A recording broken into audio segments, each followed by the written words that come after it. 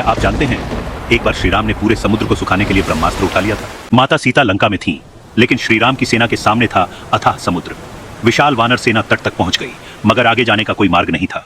लंका सामने थी और श्रीराम जानते थे कि अब हर क्षण महत्वपूर्ण है।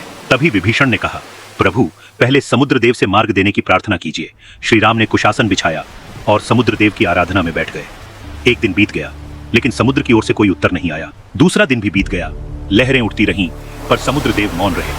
3 दिन तक श्रीराम ने धैर्य रखा, फिर भी समुद्र देव प्रकट नहीं हुए। तीसरे दिन श्रीराम ने आंखें खोली, अब उनके चेहरे पर कठोर संकल्प था। श्रीराम बोले, लक्ष्मण, केवल विनय से अब कार्य नहीं होगा। और तभी श्रीराम ने कहा, भय बिनु होई न प्रीति। फिर श्रीराम ने दिव्य धनुष उठाया और समुद्र की ओर प्रचंड बाण संधान किया। प्रत्यंचा खींचते ही आकाश कांप उठा और समुद्र में भयंकर हलचल मच गई।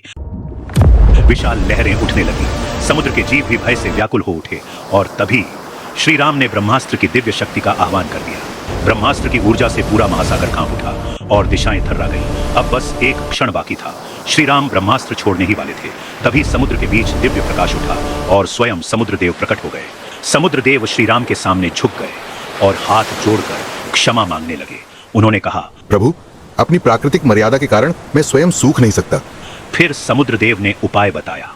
नल और नील आपके लिए यहाँ सेतु बना सकते हैं। लेकिन जागृत ब्रह्मास्त्र व्यर्थ नहीं जा सकता था। श्रीराम ने उसे ध्रुवकुल्य की ओर मोड़ दिया, जहां पापी लोग समुद्र को दूषित करते थे। और फिर नल नील के नेतृत्व में शुरू हुआ महान राम सेतु का निर्माण, क्योंकि श्रीराम का क्रोध विनाश के लिए नहीं, धर्म और कर्तव्य की रक्षा के लिए था। ऐसी ही अद्भुत कथाओं के लिए डिवाइन वर्स एनिमेशन को सब्सक्राइब करें और कमेंट्स में लिखें, जय श्री राम।